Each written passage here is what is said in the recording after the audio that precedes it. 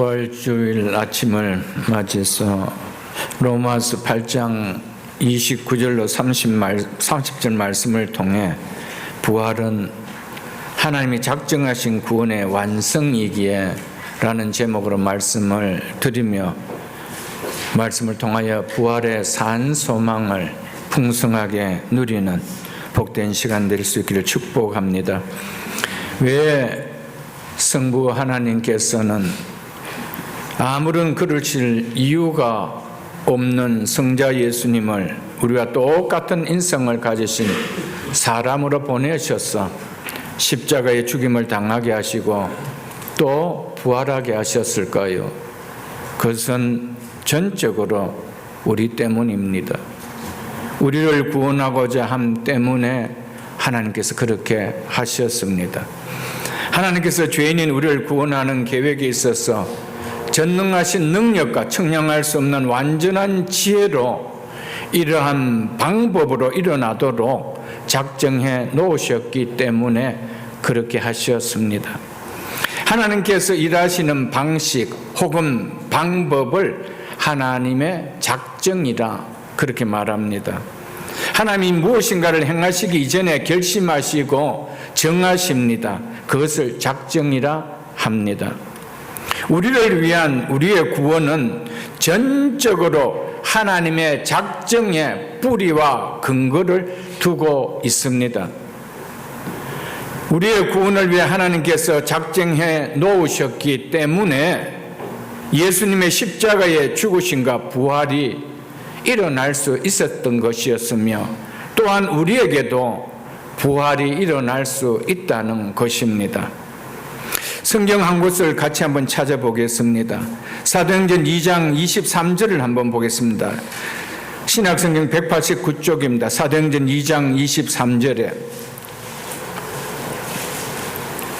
사도행전 2장 23절에 그렇게 말씀하고 있습니다.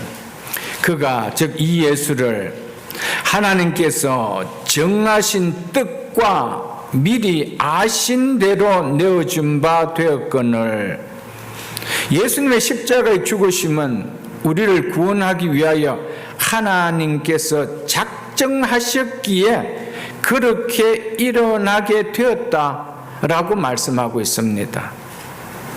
예수를 십자가에 하나님께서 정하신 뜻과 미리 정하신 대로 십자가에 내어준 바 되었대요.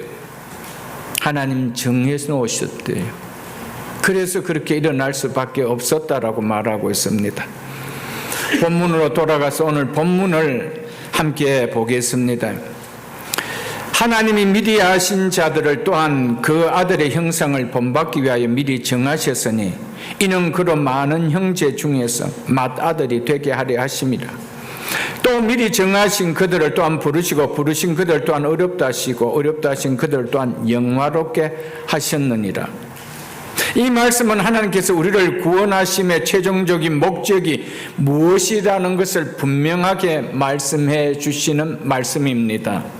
29절에서는 하나님의 아들의 형상을 본받기 위함이라고 하고 30절에서는 영화롭게 하기 위함이라고 말씀하고 있습니다.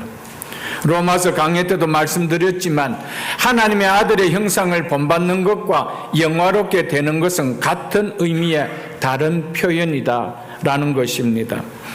오늘 본문에 나오는 미리 아심, 미리 정하심, 부르심, 어렵다 하심, 영화롭게 하심 이 5가지는 구원의 황금 고리로 불려집니다.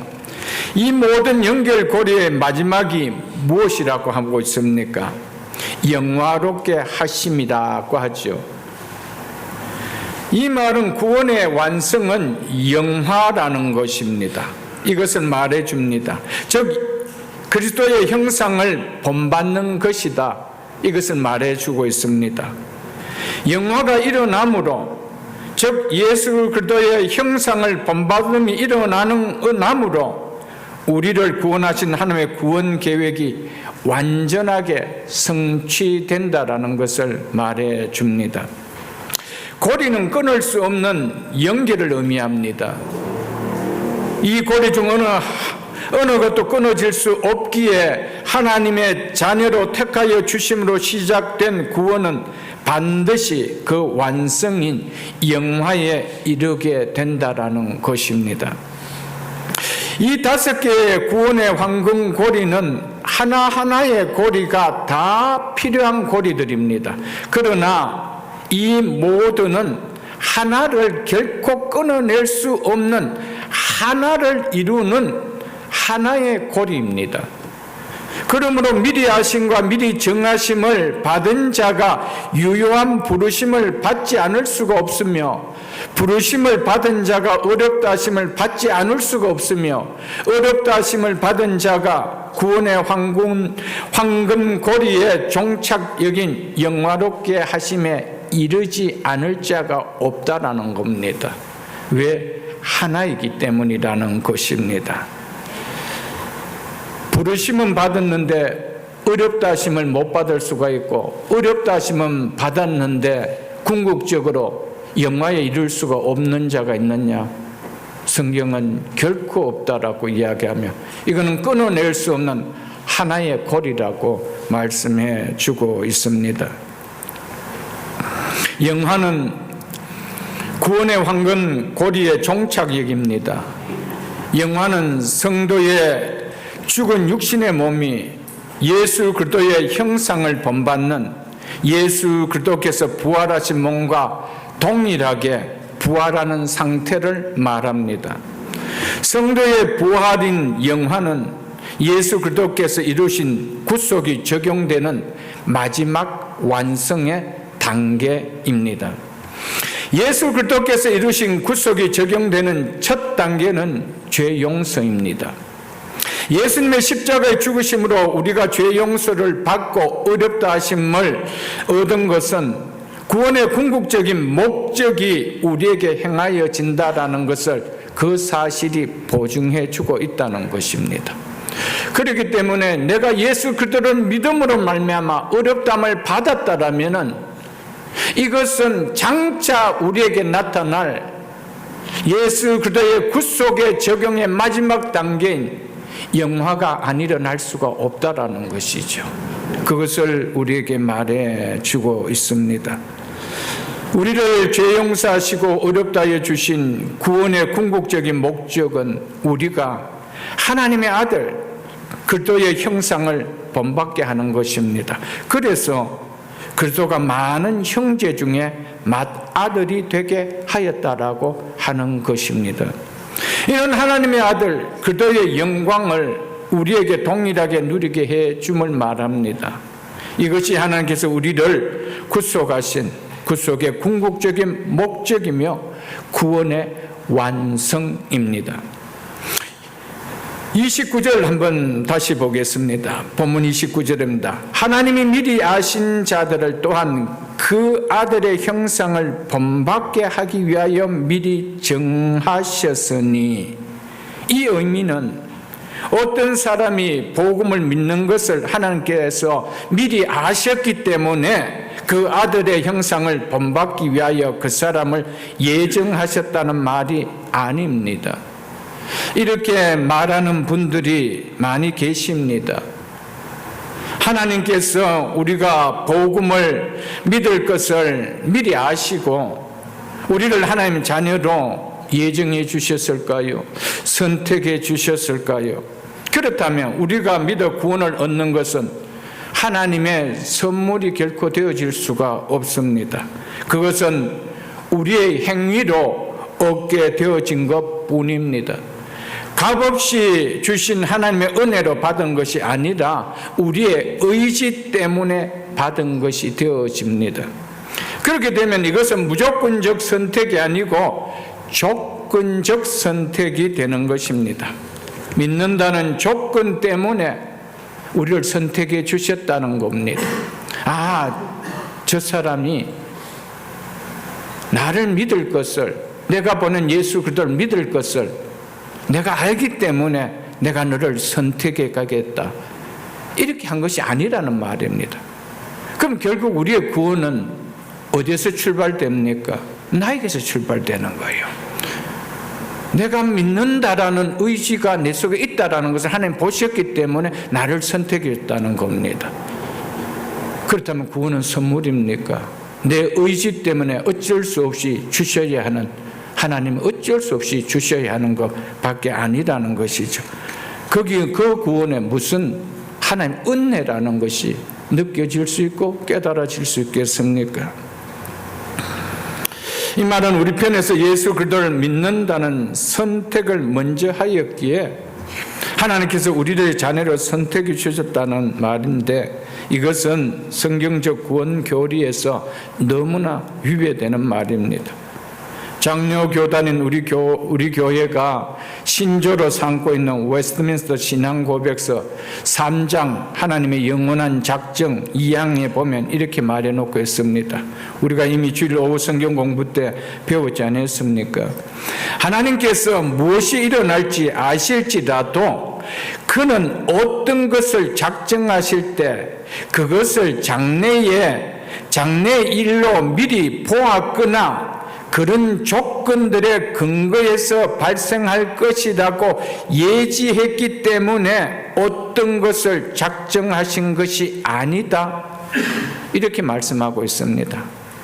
하나님께서 무엇이 일어날 것인 것을 아셨기 때문에 그것이 일어나도록 작정해 놓으신 것이 아니라는 겁니다.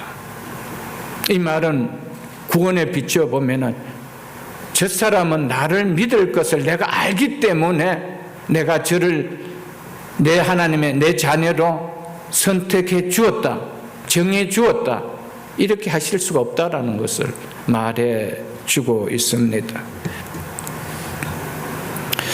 하나님은 장래의 사건이나 가능성에 대한 지식에 기초하여 어떤 것을 작정하시지 않는다는 것입니다. 우리가 믿을 것을 아셨기에 우리를 하나님 자녀로 작정해 주신 것이 성경이 말하는 내용이 결코 아닙니다. 하나님은 미리 작정하셨기 때문에 그것을 미리 아시는 것밖에 아니라는 겁니다. 우리를 작정해 놓으셨기 때문에 저는 내 백성이 된다라는 것을 하나님 아신다는 것이죠. 아신다는 것이죠.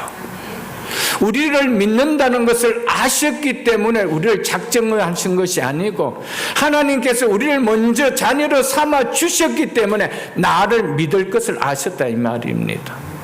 전자와 후자는 너무 다른 신앙의 고백입니다.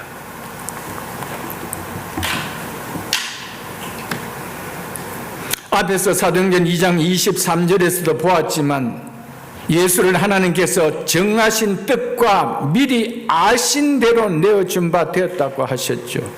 하나님께서 사랑하는 아들 예수 그리스도를 십자가에 죽으실 것을 어떻게 미리 아셨다는 것입니까? 성부 하나님께서 우리를 구원하시기 위하여 그렇게 작정하셨기 때문에 미리 아신 바대로 내어주셨다는 것입니다.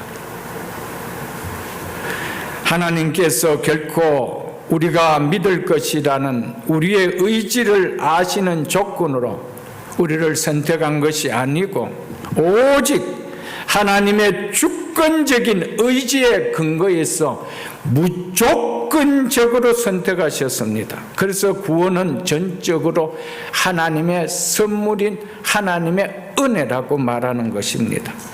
그러므로 본문에서 미리 아신 자들은 택하신 자들을 의미하는 것으로 보시면 됩니다. 즉 택하셨기에 미리 아신다는 의미로 보시면 됩니다. 그래서 공동 번역에서는 미리 아신 자들을 이미 오래전에 택하신 사람들이라고 이렇게 번역해 놓았습니다. 그래서 본문 29절에서 많은 신학자들은 미리 아심과 미리 정하심은 다른 의미가 아니라 차이를 느끼지 못하는 같은 의미라고 말하고 있습니다. 하나님이 미리 아신 자들을, 즉 택하신 자들을 또한 그 아들의 형상을 본받기 위하여 미리 정하셨으니라고 하죠. 하나님께서 우리를 하나님 자녀로 택하신 목적이 무엇이라고 말하고 있습니까?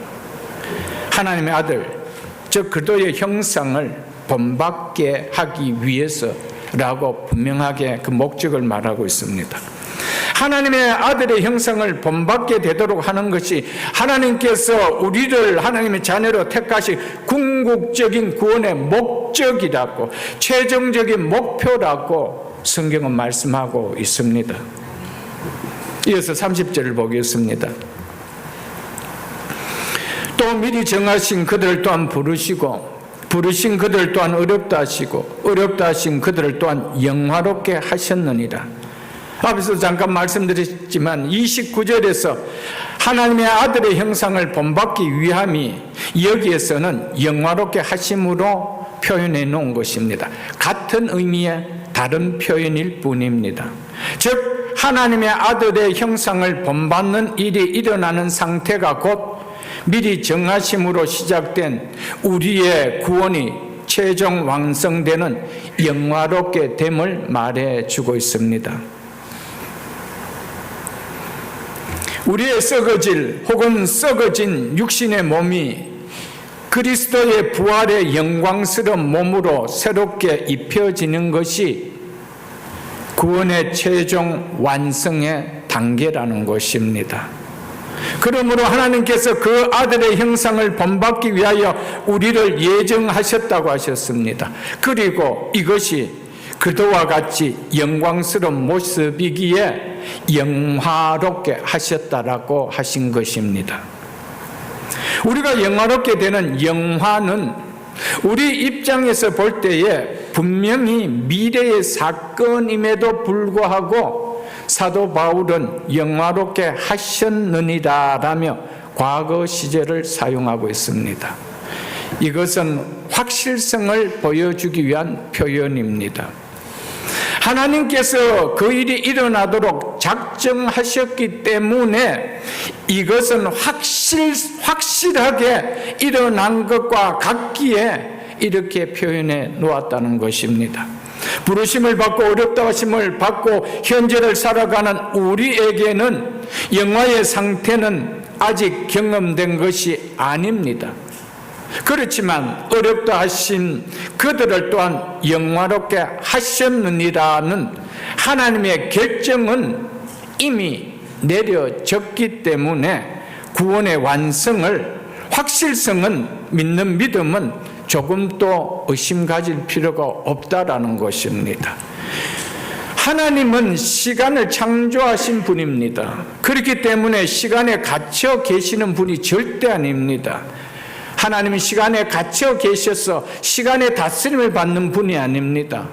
시간을 창조하신, 시간을 초월해 계시는 분입니다. 그러므로 하나님께서 정하신 것은 곧 완성입니다. 하나님이 정해 놓으셨다면 때가 되어 완성이 되어지는 것이 아닙니다. 그분에게는 미래라는 시간의 개념이 없으십니다. 시간이란 영역 속에, 영역 밖에 계시는 분입니다. 그렇기 때문에 그분이 작정하셨다면 그분의 입장에서는 이미 그것은 무엇이라는 겁니까? 완성이라는 것입니다. 그러나 시간에 갇혀 있는 우리 편에서는 아직이라는 것이죠. 미래의 시작이죠.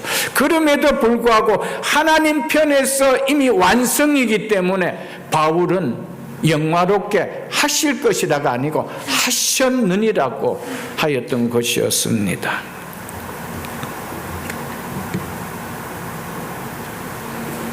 그러므로 하나님이 어렵다 하신 성도를 어렵게 하셨다는 것은 누구도 부정할 수 없는 불변의 진리라는 것이죠.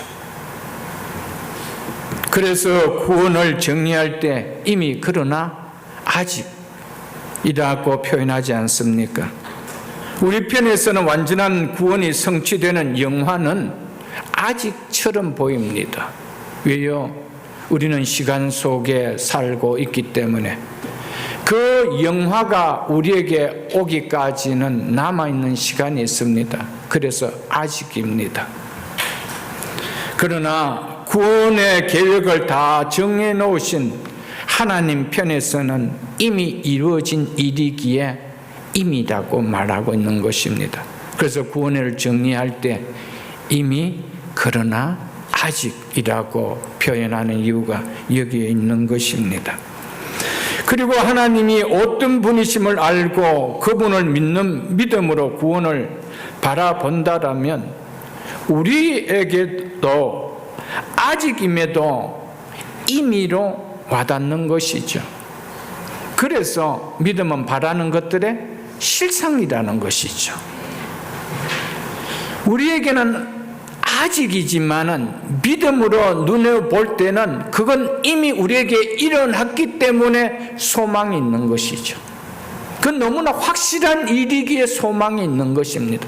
일어날까라는 부정적인 언어가 들어갈 수가 없는 것입니다. 왜요? 하나님이 어떤 분이신가를 알기 때문이죠. 그렇기 때문에 우리 또한 하나님이 어떤 분이신지를 안다면 사도 바울처럼 영화롭게 하셨느니라라고 믿음으로 고백할 수 있다는 것이죠. 이미 나를 하나님께서는 아들의 형상을 본받게 된 부활의 몸을 가진 자다, 이게 확실히 믿어진다는 것이죠. 그러니까 성도에게는 죽음이라는 것은 아무것도 아니라는 것을 말해주고 있습니다. 성도는 죽음과 동시에, 육신의 죽음과 동시에 영혼이 몸을 떠나 거룩으로 완전해지고 즉시 주님 앞으로 가는 것은 너무나 확실합니다. 그래서 우리는 육신의 몸이 죽는 순간 우리의 영혼은 거룩해졌기 때문에 거룩하신 주님에게로 갑니다. 이것은 너무나 확실한 사실입니다. 이것을 우리는 다 믿습니다. 죽음과 동시에 우리의 영혼이 다다라는 복된 그 상태를 성경은 영화라고 말하고 있지 않습니다. 즉 우리가 육신이 죽고 육신의 몸은 땅에 묻히고 우리의 영혼만 하늘의 하나님 나라에 들어갔는데, 영원한 영광의 그날에 들어갔는데 그것을 가지고 영화의 상태다 말하고 있지 않다라는 것입니다. 고린도후서 5장 8절을 한번 보겠습니다. 신약성경 290쪽입니다. 고린도후서 5장 8절입니다.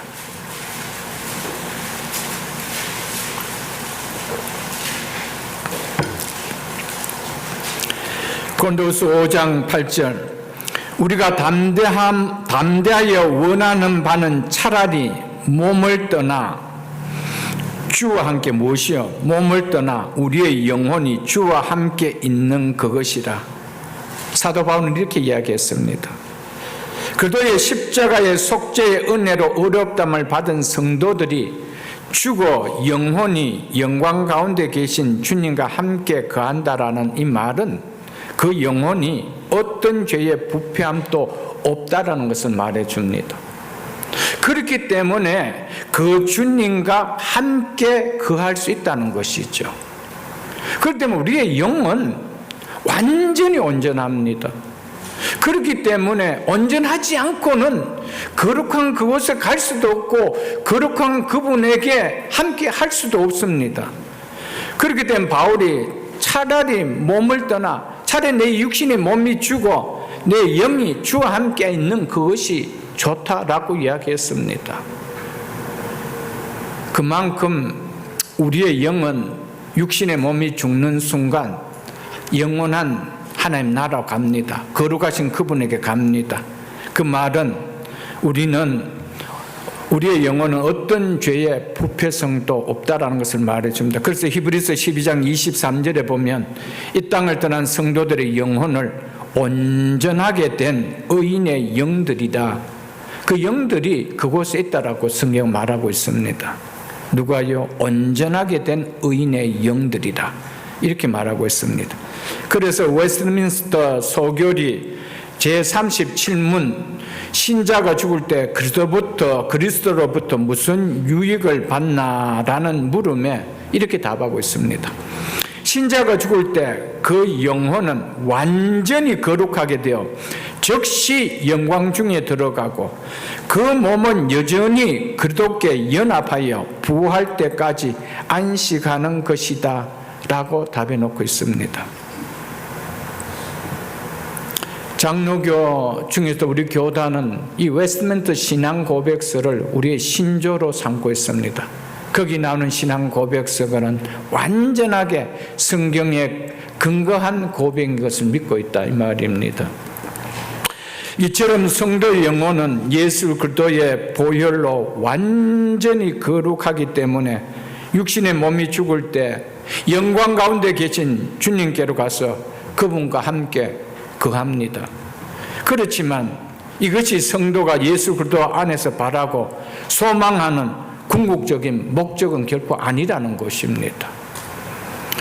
우리가 죽어서 육신은 땅에 묻히고 영혼만 천국에 가는 것이 예수 믿는 목적이 아니라는 것이죠.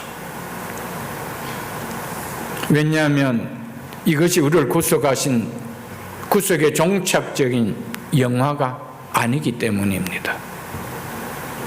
예수 그리스도께서 자기 백성을 위하여 이루신 구속은 죄로부터 구속일 뿐 아니라 모든 죄의 결과로부터의 구속임을 우리는 알아야 하며 우리는 기억해야 합니다. 죄의 삭선 성경은 뭐라고 말하고 있습니까? 사망이다. 분명히 하나님께서 그렇게 말씀하셨습니다. 이처럼 사망은 죄의 삭입니다. 그렇다면 성도의 죽음이 곧 죄의 삭인 이 사망으로부터 완전한 구원이 될 수 있나요? 우리의 영혼은 영광 중에 거하는 주님과 함께 하지만은 우리의 몸은 여전히 사망 아래 있기 때문에 죄의 삭인 사망으로부터 완전한 구원은 아직 이루어졌다라고 결코 말할 수 없다는 것이죠. 예수님의 구속 사역의 최종적인 목적은 뭡니까? 죄의 삭인 이 사망으로부터 건지는 거예요. 그런데 우리가 예수 그리스도를 믿는 성도가 죽으면은 영은 하나님이 계시는 그곳으로 갑니다. 천국으로 갑니다. 그런데 우리의 몸은 여전히 죽음, 사망 아래 놓여 있는 거예요. 그러면 죄의 삭인 이 사망, 죄 용서의 궁극적인 목적은 뭡니까? 사망으로부터 해방이거든요. 그런데 우리의 몸은 여전히 사망 안에 있는 거예요. 그렇기 때문에 우리의 영혼만 해분에 갔다고 해서 이것이 우리의 구원에 소망하는 것이다 라고 말할 수 없다라는 것이죠. 바울이 이야기하는 것은 어렵다 하심을 받은 그들을 또한 영화롭게 하신다는 것은 바로 하나님의 아들의 형상을 본받기 위한, 이것을 위하여 우리를 뭐 하셨대요? 예정해 놓으셨다, 택하셨다 라고 성경은 말하고 있습니다. 그래서 성경은 우리의 마지막 원수가 뭐냐? 사망이라고 했습니다. 그러니까 결국 예수 그리스도의 십자가의 구속의 이 적용은 마지막 사망의 원수까지 무너뜨려야 됩니다. 그래야 영화가 일어나는 것이죠. 그래서 고린도전서를 한번 보겠습니다. 고린도전서 15장입니다. 고린도전서 15장 26절입니다. 신약성경 283쪽입니다. 고린도전서 15장은 좀 킵을 해놓으셔야 됩니다. 계속해서 이 부분을 제가 많이 좀 보기 때문입니다. 고린도전서 15장 26절에 이렇게 말씀하고 있습니다. 맨 나중에, 즉 마지막으로 멸망받을 원수는 누구께요? 그리스도께 멸망받을 원수는 무엇이니라? 사망이니라. 아멘. 성경은 분명하게 성도에게 있어서 마지막 원수는 사망이라고 이야기하고 있습니다. 그런데 우리의 몸은 이 사망 아래 여전히 있습니다. 그렇기 때문에 죄의 삭선 사망으로부터의 완전한 구원은 언제 일어나느냐? 이 몸이 사망을 삼킬 때입니다. 그때를 영화라고 이야기하는 것입니다. 우리의 육신이 사망 안에 갇혀 있는 동안 죄에 삭인 이 사망으로부터의 완전한 구원이 될 수 없는 것이죠. 사망 안에 갇혀 있는 육신이 사망에 풀어지는, 사망을 삼키는 부활이 일어나는 그때가 죄에 삭인 사망으로부터 완전한 구원이 성취되는 때입니다. 이 상태를 영화라고 성경은 말하고 있습니다. 사망은 오직 영화를 통해서 삼켜짐이 되고 멸해짐이 된다는 것입니다. 그래서 성경은 우리를 왜 구원하셨대요? 이 영화의 상태인 예수 그리스도께서 부활하신 그 부활의 몸 그대로를 우리가 본받게 하기 위해서, 이것이 우리를 구원하신 목적이다, 이것을 말씀해 주고 있는 것입니다. 로마서를 한번 보겠습니다. 이거 그대로 잡고 계시고요. 로마서 8장 23절을 보겠습니다. 신약성경 250쪽입니다. 신약성경 250쪽 로마서 8장 23절입니다. 로마서 8장 23절. 그뿐 아니라 또한 우리 곧 성령의 처음 익은 열매를 받은 우리까지도, 성령의 처음 익은 열매가 무엇을 말할까요?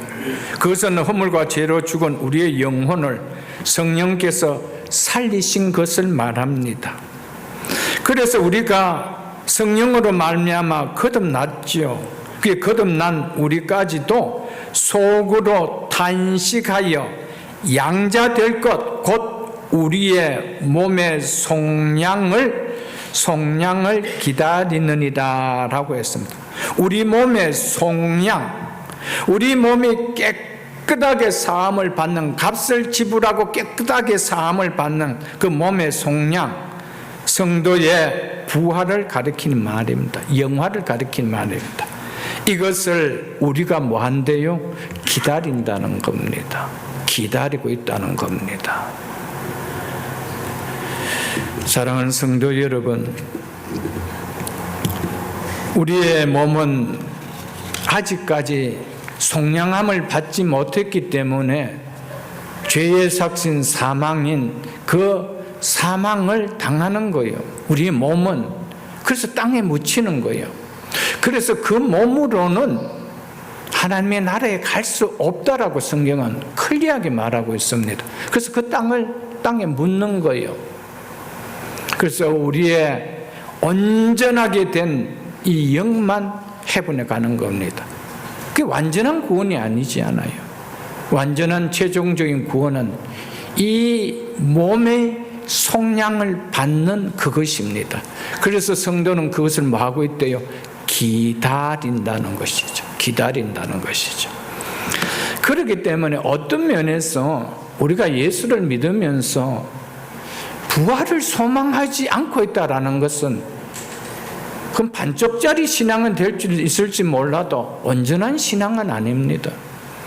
예수님의 부활을 믿는데 내가 부활하는 것은 못 믿겠다라는 것은 그건 구원의 믿음이 아니에요. 부활하실 이유가 없으신, 죽으실 이유도 없고, 그래서 부활하실 이유도 없으신 예수님 왜 죽으시고 부활하셨습니까? 우리 때문입니다. 내가 너희가 그렇게 부활될 것을 본으로 보이기 위해서 그분이 부활하신 거예요. 그런데 그분이 부활하심을 믿으면서도 우리의 부활을 믿지 못한다는 것은 구원과 관계없는 거예요. 사랑하는 성도 여러분, 부활절은 기독교에서, 즉 교회에서 보내는 한낱 행사의 절기처럼 예배를 지내면 안 됩니다. 부활하셨기 때문에 그분은 우리의 산 소망이에요. 그분이 부활하셨기에 그분은 나의 산 소망이라고 우리가 고백하고 있지 않는가요, 여러분들? 썩어진 몸이 그리스도의 영광의 부활의 몸으로 변화할 때가 영화입니다. 하나님의 백성이 완전하게 된 몸과 완전하게 된 영혼을 입고 부활하시고 승천하시고 영원하게 된 구원자 예수 그리스도의 형상으로 화하게 되는 때가 영혼뿐 아니라 몸까지 전인까지 완전하게 구속이 이루어지는 최종적인 구원에 이루어지는 때라는 것이죠. 하나님께서는 우리를 구원하실 때 영혼만 구원하는 것이 아닙니다. 몸까지 전 인격을 구원하시는 것입니다. 영혼을 완전하게 의롭다 하게 하신 것처럼 우리의 몸도 완전하게 의롭게 하십니다. 그래서 부활의 몸은 완전한 의로운 몸이기 때문에 더 이상 사망이 없다는 겁니다.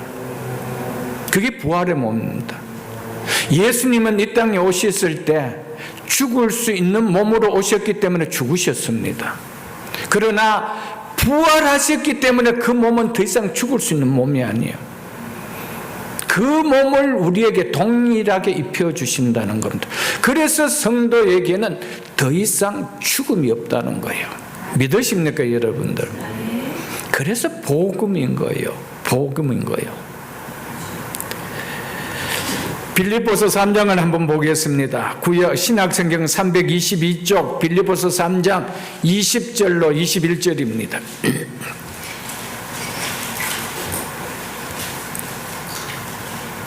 빌립보서 3장 20절로 21절입니다. 그러나 우리의 시민권은 하늘에 있는지라. 믿으십니까? 왜 하늘에 있느냐 하면 좀 더 골로새서도 보겠지만 우리의 생명이 그도 안에서 그곳에 있기 때문입니다. 거기로부터 구원하는 자 곧 주 예수 그리스도를 기다리노니 그는 만물을 자기에게 복종하실 수 있는 자의 역사로 즉 능력으로 우리의 낮은 몸을 비천한 몸이죠. 죽을 수밖에 없고 썩어질 수밖에 없는 이 몸을 어떻게 해요? 자기 영광의 몸의 형체와 같이 변하게 하시리라. 믿으시면 아멘? 여러분, 예수 그리스도의 영광스러운 몸의 형체와 같이 변하게 하신대요. 이게 영화입니다. 언제 일어나죠? 예수 그리스도께서 재림하실 때죠. 이때 우리에게 그분의 영광의 몸, 영광스러운 몸입니다. 왜요? 더 이상 죽음이 터치할 수 없는 몸입니다. 그래서 사망이 없다는 겁니다. 왜요? 죄가 없는 몸이기 때문에 완전한 몸입니다. 그래서 그분의 형체와 같은 몸으로 우리가 변화받기 때문에 그래서 영혼뿐만 아니라 육신까지도 완전히 영화롭게 되어졌기 때문에 그래서 이것이 우리의 구원의 완전한 목표인 영화라고 말씀하고 있는 것입니다. 다시 고린도전서로 우리가 좀 돌아가 볼게요. 고린도전서 15장을 한번 펴보십시오. 사랑하는 성도 여러분, 하나님은 죽은 자의 하나님이십니까? 산 자의 하나님이십니까? 산 자의 하나님입니다. 그렇기 때문에 하나님께서는 택한 자기 백성의 육신을 결코 죽음의 상태로 두시고 우리 영혼만 영광 중에 들어가게 하신 것으로 영광되게 하시는 분 아닙니다. 그분은 끝까지 산 자의 하나님입니다. 그래서 우리의 죽은 몸까지도 반드시 부활시키십니다. 그래서 그분은 산자의 하나님이라고 말씀하고 계십니다. 고린도전서 15장 49절을 보겠습니다. 고린도전서 15장 49절입니다. 우리가 흙에 속한 자의 형상을 입은 것 같이, 흙에 속한 자의 형상은 뭡니까? 육의 몸이죠. 이 육의 몸입니다. 아담으로부터 물려받았던 이 육의 몸을 입은 것 같이 이 몸은 뭡니까? 이 몸은 반드시 죽는 것이죠. 현재 여러분과 저의 이 모습이 바로 흙에 속한 자의 몸입니다. 그래서 너는 흙이니 어디로 돌아갈지어다 흙으로 돌아갈지라고 한 것이었죠. 그런데 보십시오. 또한 우리가 하늘에 속한 이의 형상을 입으리라. 하늘에 속한 이가 누굽니까? 영광 중에 계시는 예수 그리스도이죠. 그분의 형상을 입으리라. 아멘. 입으리라. 현재는 우리가 흙으로 돌아갈 수밖에 없는 흙에 속한 형상을 입었지만은 장차 우리에게 나타날 모습은 무슨 모습이라는 겁니까? 하늘에 속한 예수 그리스도의 형상을 입느니라. 이거라는 것이죠. 여러분, 복음이 어때요? 우리가 믿고 있는 복음, 그 믿음으로 말미암아 누려지는 그 유익과 혜택과 그 복이 어떤가요, 여러분들? 세상에 백불만치도 값어치가 없는 그런 복음입니까? 우리의 생명을 다 죽어도 살 수 없는 이 은혜를 하나님은 우리에게 값없이 거저 주셨어요. 이 은혜를 받은 우리가 어찌 그 은혜를 전혀 모르는, 받지 않은 자처럼 그렇게 행동하며 살아갈 수 있느냐는 거예요.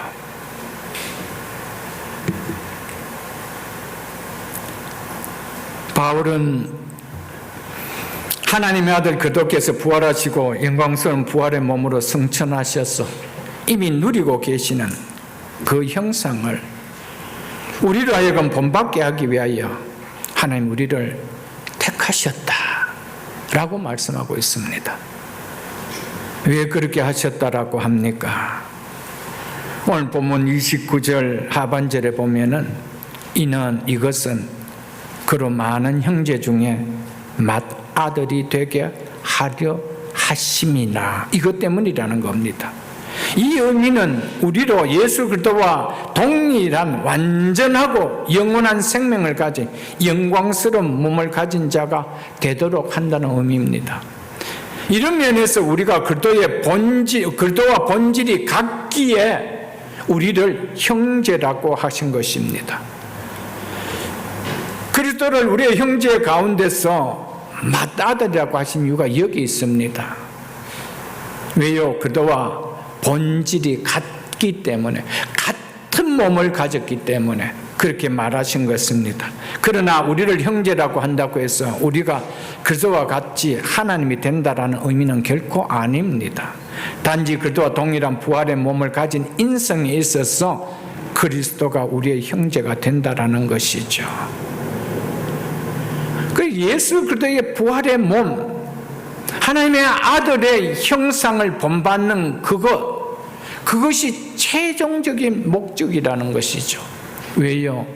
그래서 우리를 형제라 불러주고 예수 그리스도를 우리의 맏형이라 그렇게 하기 위함이라는 것이죠. 그 말은 그분과 동일한 부활의 몸을 입게 하는 것이 하나님께서 우리를 구원하신 최종적인 목적이다, 이것을 우리에게 말해주고 있습니다.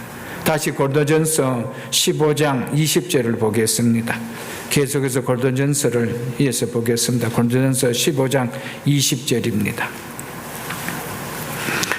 그러나 이제 그리스도께서 죽은 자 가운데서 다시 살아나사, 예수께서 죽은 자 가운데서 다시 살아나심을 믿잖아요, 여러분. 이것을 믿지 않으면 구원이 우리에게 주어질 수 없다고 성경은 분명하게 말씀하고 있습니다. 그래서 오늘 예수 그리스도의 십자가의 죽으심과 그 죽으심을 통하여 다시 살아나심을 우리는 믿습니다. 그래서 죽은 자 가운데 다시 살아나사 잠자는 자들, 죽은 성도를 이렇게 표현했습니다. 왜냐하면 언젠가는 깨우기 때문인 것이죠. 그래서 잠자는 자들의 첫 열매가 되셨도다라고 말씀하고 있는 것이죠. 그리스도께서 부활의 첫 열매로서 부활의 영화롭게 된 몸을 가지게 된 것은 형제들인 성도들이 앞으로 가지게 될 몸의 형체를 보여주기 때문입니다. 그와 동일한 몸을 갖기 때문에 그래서 예수 그리스도를 우리의 뭐라고 하셨습니까? 맏아들이다, 맏형이다, 그렇게 한 것이죠. 왜? 우리 또한 그와 동일한 형체의 몸을 갖기 때문입니다. 그래서 이것을 달리 표현한 것이 성도들의 첫 열매가 되셨도다라고 하셨습니다. 23절도 보겠습니다. 고린도전서 15장 23절. 그러나 부활은 각각 자기 차례대로 되리니 먼저는 첫 열매인 그리스도요, 다음에는 그가 강림하실 때, 그가 재림하실 때 그리스도께 속한 자요라고 하고 있습니다. 마지막 때에 예수 그리스도와 동일한 부활의 몸으로 부활하는 자는 이 땅에 있을 때 하나 예수 그리스도께 속한 자입니다. 교회에 다니는 것이 중요한 것이 아니고 예수 그리스도께 연합된 예수 그리스도께 속한 자입니다. 한 사람도 예외 없이 그들에게는 부활한대요. 왜요? 다음은 그가 강림하실 때 그리스도에게 속한 자요라고 했기 때문입니다. 하나님이 작정하신 것은 한치의 오차 없이 그대로 일어나기 때문입니다. 이어지는 그 밑에 51절을 보겠습니다. 51절을 보겠습니다. 보라, 내가 너희에게 비밀을 말하노니, 이전에는 숨겨진 비밀이지만 이제는 드러난 비밀인 것을 말합니다. 그래서 공포하지요. 우리라는 것은 바울 당시에 살아있는 자를 가리키죠. 우리가 다 잠잘 것이 아니요, 죽을 것이 아니요, 이 말이죠. 마지막 날에, 마지막 나팔에, 이 나팔을 표현한 것은 왕의 행차를 알리는 모습인데 주님의 재림을 나타냅니다. 그래서 왕이 오셨다라는 것을 옛날엔 고대 사회에서는 알릴 때 먼저 앞선 사람이 나팔을 붑니다. 그래서 나팔을 분다는 것은 왕으로서 예수 그리스도께서 재림하심을 나타내는 말입니다. 그 마지막 나팔에 순식간에 여기에서 이 헬라어는 아토모스입니다. 아토모스. 여기에서 아톰이 나왔습니다. 가장 적은 원자. 그러니까 눈 깜빡할 사이에, 눈에 보이지 않을 만큼 적은, 그러니까 눈 깜빡할 사이에, 영어 성경은 다 그렇게 번역해 놨습니다. 눈 깜빡할 사이에 홀연히 즉시 어떻게 해요? 몇 명만 다 누구에게 속한 자요? 그리스도께 속한 자는 다 변화되리니. 아멘. 이 변화됨을 느낄 수 없을 만큼 짧은 시간 안에 우리의 몸은 예수 그리스도께서 부활하신 동일한 몸으로 부활합니다. 다 부활한다고 했습니다. 52절도 이어서 보겠습니다. 나팔 소리가 나면 죽은 자들이 썩지 아니할 것으로, 이것이 다시 사망이 없는 예수님이 부활하신 영원한 몸입니다. 이 몸으로 뭐 안 돼요? 다시 살아나고. 믿으십니까? 우리도, 살아있는 우리도 그 몸으로 말이라 변화되리라. 아멘. 53절 보겠습니다. 이 썩을 것이, 우리의 몸은 다 썩습니다. 지금 살아있기에 썩지 않을 뿐이지 생명이 끝나는 순간 땅에 묻히면 다 썩습니다. 그래서 이 썩을 것이 반드시 썩지 아니할 것을 잊겠고. 믿으십니까?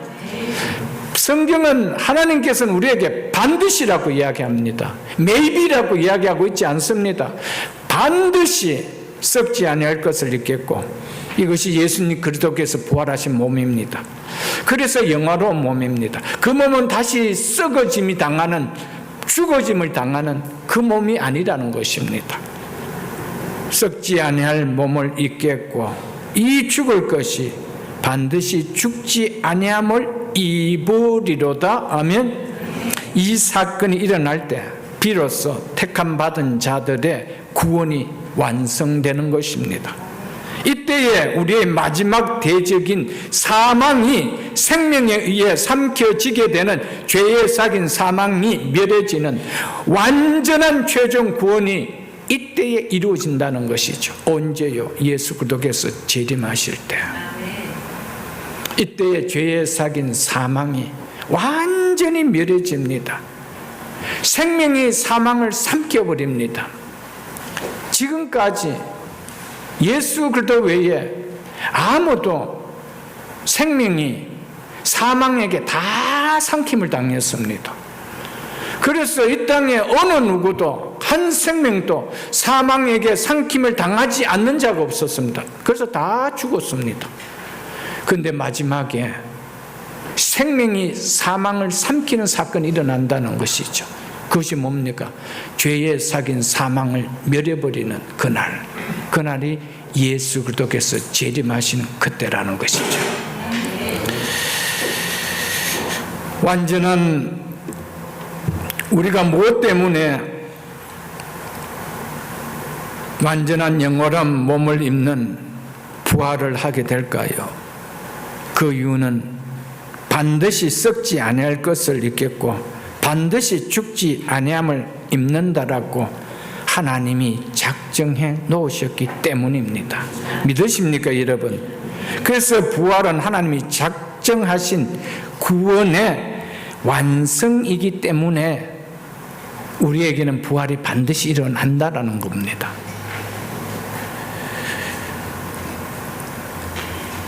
하나님께서 작정해 놓으신 것은 안 일어날 수가 없는 것입니다. 일어나기 때문에 작정해 놓으셨기 때문에 모든 것은 다 일어난다는 것을 말해주고 있습니다.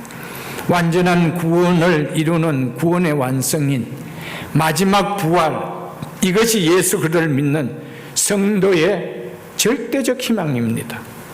우리는 예수 그리스도께서 영원한 몸으로 변화하신 것처럼 우리도 변한다는 것.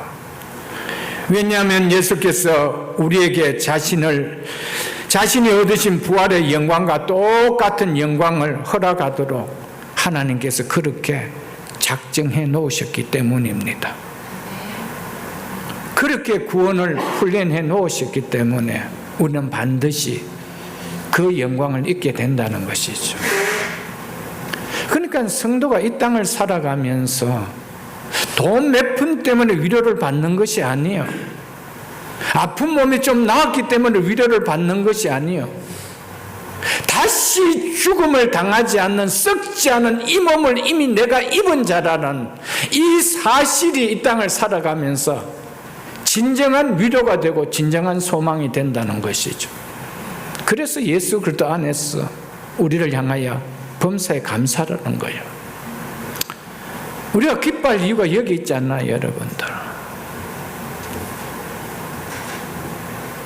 우리가 교회를 다니고 예수를 믿는다고 해도 무엇을 믿고 있는지, 예수를 믿으면서 무엇에 소망을 두는지 이것이 와닿지 않기 때문에 돈 없으면, 몸이 아프면, 뭐 뜻대로 안 되면 인생 다 산 사람 같이 그렇게 산다라는 것은 그건 그렇지 아니잖아요, 여러분들. 썩지 않을 몸, 다시는 사망을 당하지 않는 이 몸, 돈을 지불하고 샀습니까? 값없이 그저 은혜로 주셨잖아요. 너무 고맙고 감사하지 않나요, 여러분들? 54절 55절도 보겠습니다. 이 썩을 것이 썩지 아니함을 입고 이 죽을 것이 죽지 아니함을 입을 때에는 사망을 삼키고 이기리라고 기록된 말씀이 이루어지리라. 아멘. 사망을 삼키고 승리하리라고 기록된 말씀이 이루어진다는 거예요. 하나님의 말씀은 1.1획도 성취되지 않는 말씀이 없습니다. 반드시 다 이루어집니다. 우리에게는 썩지 않을 것이, 썩을 것이 썩지 아니함을 입는, 이 몸을 입는 영화가 일어납니다. 죽을 것이 죽지 않을 몸을 입는 영화의 부활의 몸을 입을 때가 옵니다. 그때 우리에게서 터져나오는 함성이 뭘까요? 사망을 삼키고 이기리라. 할렐루야. 이 말씀이 그대로 응해졌다라고 찬양하지 않을까요, 여러분들? 그래서 55절에 사망아 너의 승리가 어디 있느냐, 사망아 네 쏘는 것이 어디 있느냐 라고 이야기했습니다. 사망이 쏠 수 있는 것은 무엇을 향하여 쏩니까? 죄라는 표적을 향하여 쏘지요. 그래서 죄의 삭선 사망을 당할 수밖에 없지요. 그런데 이제는 예수 그리스도의 재림으로 말미암아 이 죄가 완전히 속량되어 버리는, 그래서 죽었던 몸까지도, 썩었던 몸까지도 이 사망을 삼켜버리는 사건이 일어나기에 사망아 너의 승리가, 너의 이김이 어디 있느냐, 사망아 네 쏘는 것이 이제 도대체 어디 있느냐, 있다라면 말해보라는 것이죠. 죄가, 사망이 네 쏠 수 있는 것이 있다라면 죄가 아니냐, 이제는 없지 않느냐라고 외친다는 것입니다. 그리스도의 재림 때 부활로 마지막 원수인 사망을 이기는 승리의 함성이 울려 퍼지는 영화의 때는 반드시 온다라고 성경은 말씀하고 있음을 기억하십시오. 주님 다시 오시는 날 주 안에서 죽은 자들이 무덤에서 일어나면서 동시에 외치는 그 외침이 바로 사망아 너의 승리가 어딨냐는 이 외침입니다. 생명이 사망인 너를 삼켰다라는 이 외침일 것입니다. 이 외침은 육신의 몸이 죽는 순간에도 성도는 동일하게 외쳐지는 외침입니다. 왜냐하면 성도는 이미 영원히 주님이 계신 영원한 나라로 들어가기 때문입니다. 사랑하는 성도 여러분, 가족들과 헤어짐에 아쉬움이 있지만은 죽음이라는 것은 우리를 그렇게 두렵게 하는 것이 아니에요. 더 완전한 것을 주시기 위하여 하나님이 세우는 플랜일 밖에 아닙니다. 그런데 이 예수를 믿는다라고 하면서 우리는 조그마한 일 앞에서 두려워하고 떨고, 그것이 우리의 신앙을 뒤집어 놓을 만큼, 예배도 끊을 만큼 그렇게 만들어서는 안 된다는 것이죠. 사랑하는 성도 여러분, 여러분과 저에게 만일에 영원한 생명이 주어지지 않았다라면 죽음을 맞을 때 어떤 마음이 있겠어요, 여러분들? 단순하게 가족들과, 사랑하는 가족들과 헤어지는 그 아픔만 있을까요? 아니올시다. 죽은 다음에 나는 어떻게 되지라는 두려움이 너무 크다는 것이죠. 지금은 젊고 지금은 살아있으니까 그런 걸 생각해 보지 않았기 때문에 모르겠지만, 그래서 중환자실에 가서 들어가는 사람이 두려워하는 이유는 내가 여기서 이제 죽으면 어떻게 될까라는 두려움 때문에 그런 거예요. 사랑하는 성도 여러분, 이것을 이기기 때문에 기쁜 소식인 거예요. 아멘. 그래서 예수 그리스도의 십자가 부활은 복음이라는 거예요. 그래서 기쁨의 소식이라는 거예요.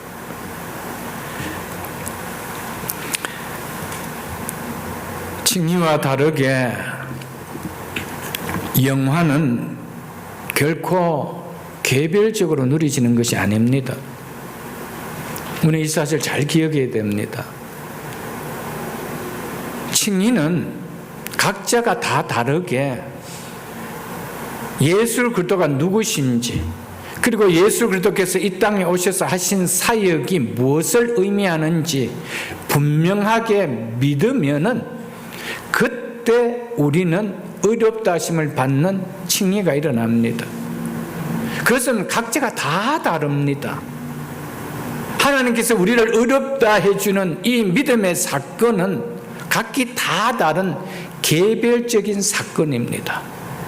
그러나 영화는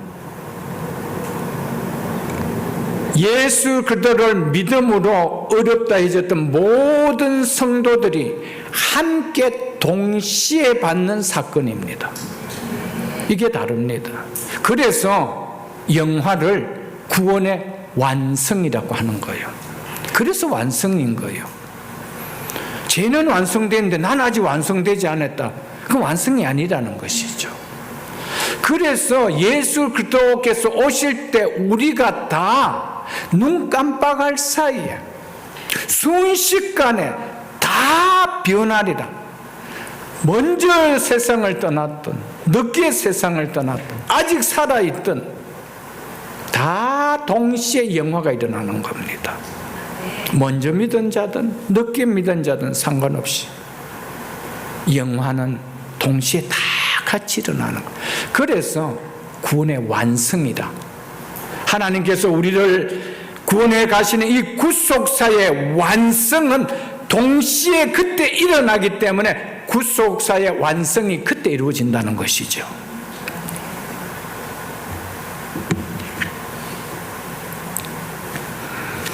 어떤 분은 그리스도께서 죽으시고 3일 만에 무덤에서 부활하셨는데 왜 우리는 죽어서 무덤 안에 썩어야 됩니까? 믿는 자는, 나를 믿는 자는 영원히 죽지 아니라고 했는데 왜 죽습니까? 왜 그리스도인도 장례를 치러야 됩니까? 이런 말을 많이 하죠, 여러분. 그것도 비웃듯이 그렇게 이야기를 하는 분들이 계십니다. 그것은요, 하나님을 너무 모르고요, 성경을 너무 모르기 때문에 어리석어서 무식해서 그런 소리를 하는 것이죠. 그것은 하나님께서 부활과 관련해서 일련의 순서를 하나님께서 작정해 놓으셨기 때문에 그렇게 일어나는 겁니다. 예수님께서는 3일 만에 부활하도록 작정해 놓으셨기 때문에 그렇게 일어나는 거고, 우리의 부활은 그분의 첫 열매로 이 다음에 예수 그리스도께서 재림할 때 일어난다라고 작정해 놓으셨기 때문에 그때 일어난다는 것입니다. 그렇기 때문에 지금 우리에게는 부활의 첫 열매인 그리스도만으로 충분합니다. 장차 그리스도께서 재림하실 때 우리의 몸이 부활하도록 작정해 놓으셨기 때문에 그때까지 우리는 그리스도와 함께 하나님 안에서 감춰져 있도록 하나님께 그렇게 해 놓으셨습니다. 성경 한 곳을 찾아보겠습니다. 골로새서 3장입니다. 골로새서 3장 3절로 4절입니다. 신약성경 327쪽입니다. 신약성경 327쪽.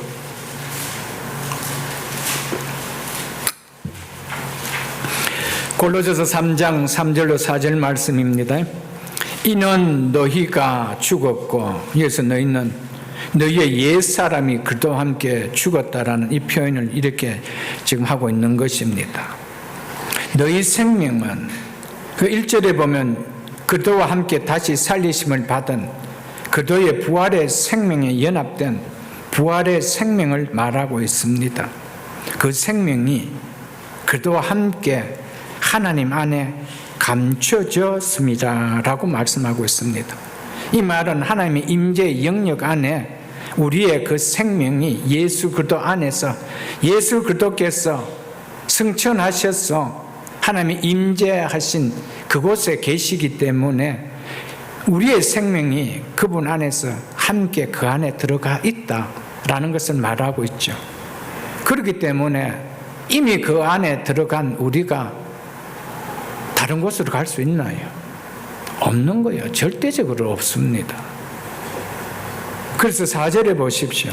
우리의 생명이 그리스도께서, 우리의 생명이신 그리스도께서, 성도들은 그리스도와 함께 죽었고 그리스도와 함께 다시 살아났고 그리스도와 함께 나타날 것이기 때문에 그리스도가 우리의 생명이라고 말한 것입니다. 여러분, 우리의 생명이신 그리스도를 믿습니까? 그렇다면 나에게 그리스도가 없다라면, 내가 그리스도께 속하지 않았다면 나에게 무엇이 없다는 겁니까? 난 생명이 없어요. 나에겐 생명이 없는 거예요. 그래서 우리의 생명이신 그리스도께서, 여러분과 저는 예수 그리스도께 속한 자임을 믿습니까? 그렇다면 나는 생명을 가진 자예요. 누구의 생명을요? 더 이상 썩어짐을 당하지 않는 예수 그리스도의 그분의 생명을 우리가 가지고 있는 것이죠. 그래서 우리의 생명이신 그리스도께서 나타나실 때 이 말이 무슨 말입니까? 재림하실 때죠. 육신의 그 몸을 입고 다시 나타나실 때 너희도 그와 함께 영광 중에 나타나리라. 이 말씀 믿으십니까? 너희도 그와 함께 예수 그리스도와 함께 영광 중에 나타나리라. 우리가 그리스도의 영화로운 몸처럼 변화되어 영원롭게 될 것이다라는 것을 이렇게 표현해 놓습니다.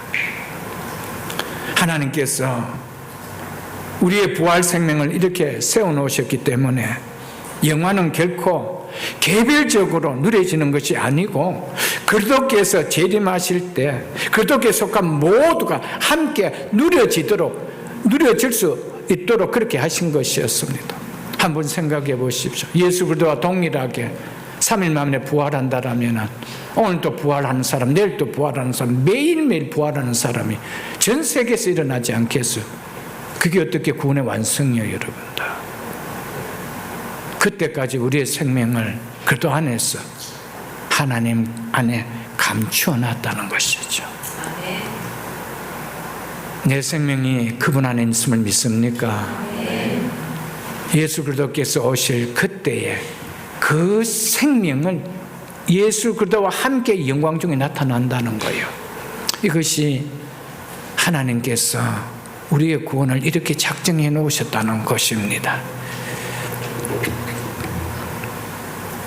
우리의 구원은 하나님의 전능하신 능력과 청량할 수 없는 완전한 지혜 안에서 세운 것이기 때문에 구원은 확실하고 변하지 않으며 절대적입니다. 성도는 반드시 그래서 영광스러운 영화를 맛봅니다. 누리게 된다는 것입니다. 그래서 영혼과 육신과 함께 완전한 인격체로 영혼의 영광 가운데 살게 됩니다. 이것이 성경이 말하고 있는 하나님께서 작정하시고 이루시는 구원의 완성입니다.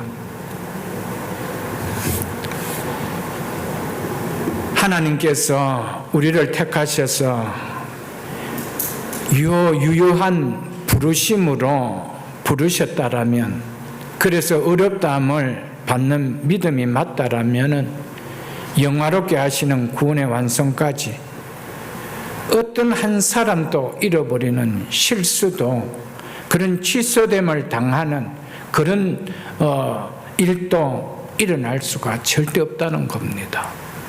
왜요? 청량할 수 없는 완전하신 하나님의 지혜로, 그리고 전능하신 능력이신 하나님께서 그렇게 세워놓으셨기 때문입니다. 요한복음 6장은 한번 보겠습니다. 요한복음 6장 37절로 40절입니다. 요한복음 6장 37절로 40절입니다. 153쪽입니다. 신약성경 153쪽. 요한복음 6장 37절입니다. 아버지께서 내게 주신 자는 다 내게로 올 것이요 내게 오는 자는 내가 결코 쫓아내지 아니하리라. 내가 하늘에서 내려온 것은 내 뜻을 행하려 함이 아니요 나를 보내신 이의 뜻을 행하려 함이니라. 나를 보내신 이의 뜻은 내게 주시는 자 중에 내가 하나도 잃어버리지 아니하고 한 사람도 잃어버리지 아니하고 마지막 날에 다시 살리는 이것이라. 아멘. 이것이 하나님께서 우리를 위하여 세워놓으신 구원입니다. 한 명도 잃어버린대요. 잃어버린 자가 없대요. 한 명도 예수 그리스도와 동일한 부활의 몸을 입지 못하는 자가 있대요. 없다라고 하고 있잖아요, 여러분들. 40절도 보겠어요. 내 아버지의 뜻은 아들을 보고 믿는 자마다, 여기서 보고 믿는 자는 예수님이 누구시며 그분이 무슨 일을 행하셨는지 정확하게 인식하고 믿음을 말합니다. 하나님의 선택은 예수님이 누구시며 예수님이 우리를 위하여 무슨 일을 행하셨는지 알고 믿는 결과로 나타난다는 것입니다. 즉 내가 선택받은지 안 받은지 어떻게 알 수 있다니? 알 수 있다는 것입니까? 예수를 믿는 결과를 통해서 내가 택함을 받은지 안 받은지 알 수 있다는 겁니다. 이걸 말해주고 있습니다. 그래서 내 아버지 뜻은 아들을 보고 믿는 자마다 무엇을 얻는 것이니? 영생을 얻는 이것이니. 택함 받은 자의 꼴로 예수 믿는 자라고 하고 있죠. 이 사람의 결론은 무엇으로 귀결된다고 이야기하고 있습니까? 영원한 생명을 얻는 것으로 귀결되어짐을 말해주고 있습니다. 그 영원한 생명을 얻는 그 마지막 완성이 무엇인지 보십시오. 마지막 날에 예수 그리스도께서 재림하시는 구속사의 완성을 이루는 마지막 날 말하죠. 예수 그리스도의 재림이죠. 그날에 내가 이를 다시 살리리라 하시니라. 아멘. 그래서 영원한 생명을 갖는 거예요. 영혼뿐만 아니라 육신까지도 더 이상 썩지 않은, 죽음을 당치 않은 영원한 생명으로 영원한 새하늘과 새 땅에 산다는 것이죠. 이것이 우리 주님께서 우리를 향하여 주신 말씀입니다. 믿으십니까, 여러분들? 그렇다면 우리가 예수를 믿어 어렵다 하심을 얻은 사람이 맞다라면 영화롭게 된다는 사실이 의심이 들거나 두렵게 와닿을 수 있겠어요, 여러분들? 와닿을 수가 없는 거예요. 하나님은 한치의 오차가 없으신 분입니다. 그래서 실수가 없으신 분입니다. 마지막 한 절 보고 말씀 맺겠습니다. 디모데후서 2장 10절입니다. 344쪽입니다. 신약성경 344쪽 디모데후서 2장 10절입니다.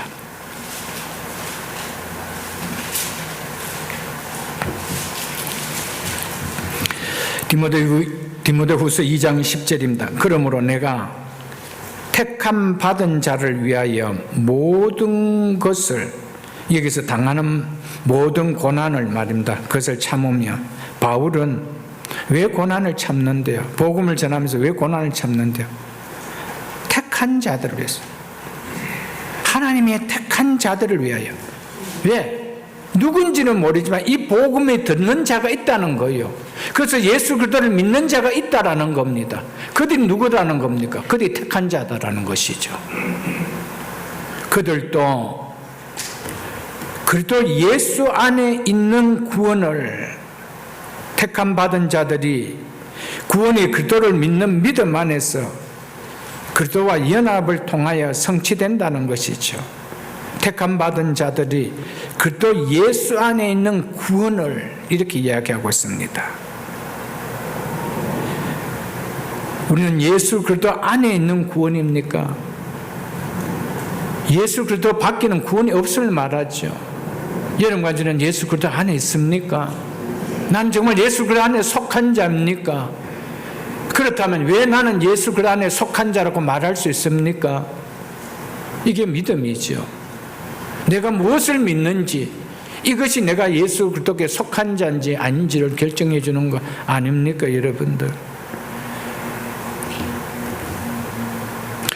그들도 예수 그리스도 안에 있는 구원을 영원한 영광과, 이것이 뭡니까? 그리스도 안에서 이루어질 구원의 완성인 영광스러운 부활의 몸을 입게 되는 영화를 말합니다. 영원한 영광과 함께 받게 하려 함이라. 아멘. 우리가 예수 그리스도를 믿는 순간 예수 그리스도 안에서 누리는 구원을 얻습니다. 어렵다함을 얻는 구원을 얻습니다. 그거는 시작일 뿐입니다. 그래서 그것을 영원한 영광과 함께 받게 하렵니다. 무엇을요? 영화와 함께 받게 합니다. 바울은 여기서도 우리의 구원의 종착점이 마지막이 어디다고 말하고 있습니까? 영화라고 말하고 있음을 기억하십시오. 우리를 구원하신 하나님의 구원 계획의 목적은 우리를 예수 그리스도와 동일하게 영광스러운 부활의 몸을 입게 하는 영화입니다. 우리의 영혼뿐 아니라 몸까지 완전하게 구원받게 되게 하시는 이것입니다.